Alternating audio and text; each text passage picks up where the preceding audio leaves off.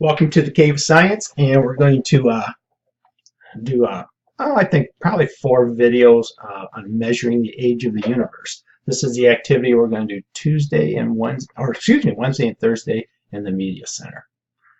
What I have opened right now is the guide or the instructions, and for most of this, we're going to cover this in class together. So I want to scroll on down to the instructions for finding redshift. So it begins by opening the Hubble diagram worksheet in a spreadsheet, and I'm going to be flipping back and forth between some tabs here. So this is the worksheet that you're going to be working with. This is in a spreadsheet.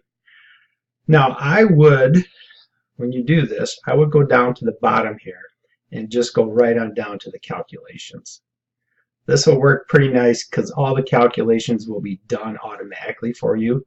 Seeing it's a spreadsheet, it's going to, all the formulas are already put in for you. So I would go down the bottom and click right over to calculations. Next thing it says to do is to open your web and go to this website. And I've already done that. And this is the website that you're going to come up with. And there's a ton of information in here. We're not going to worry about doing all of it, but this is where you're going to get your data from. So this says the website is an archive containing spectra for a lot of different types of objects.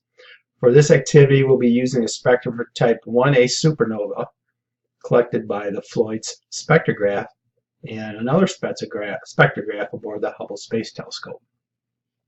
You can ignore all fields on the first page apart from object type, for which you should select SN1A, and instruments, which will be the FTS Floyd S or FTN Floyd N.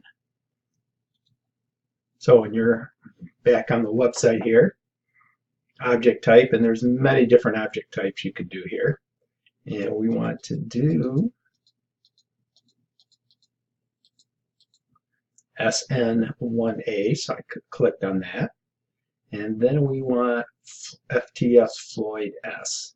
There are other ones in here, but we are going to do this one, FTS Floyd S, which I clicked on. So let's return back to the instruction sheet.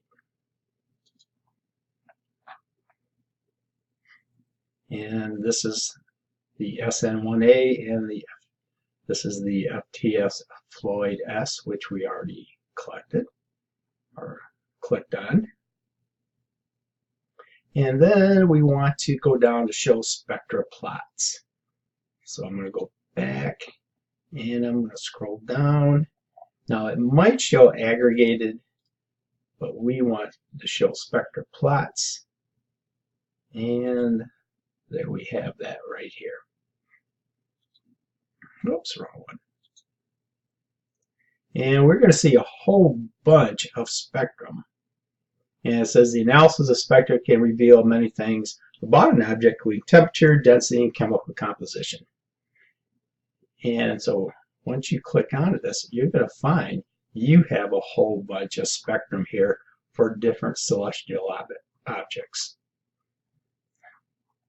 Now I'm going to use the first one, so you're going to have, when you do your assignment, you can't use this very first one.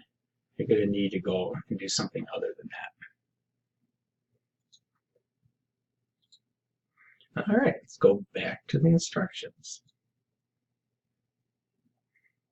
Above the graph, you'll notice a table showing the object name and redshift, among other information.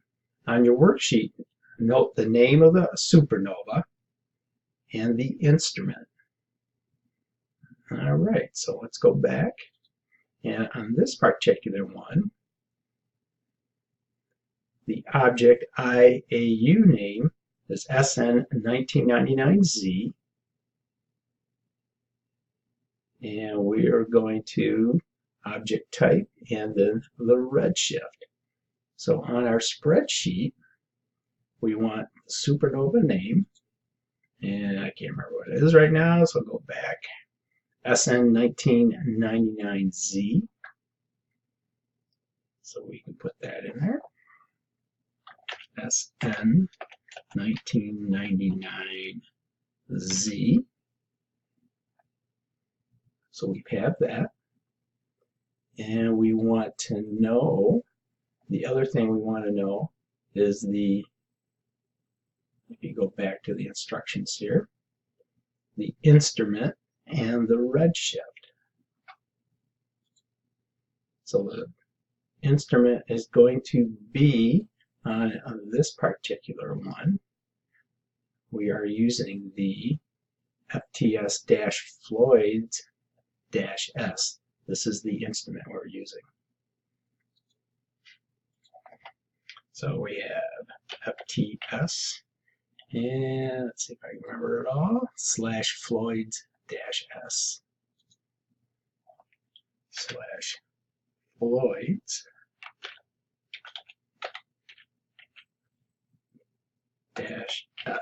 So that's the instrument we're using. The other piece of information we need to do, and we're using this one right here, is we want the redshift. The redshift, again, is done for you, 0.051.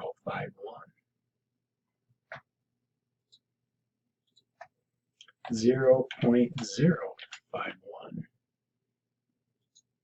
And if you notice, once I did this, I've already got a calculation done for you, which is going to be the radial velocity, which is going to come up. So this is the first one. You need to do 10 more.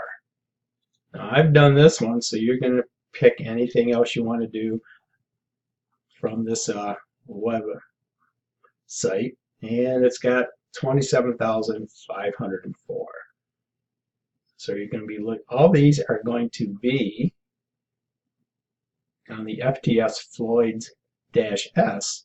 So that's going to stay the same. So really all you're looking for is the object name, which is right here, and then the redshift. So in your spreadsheet, this is what you're going to do for 10 different objects.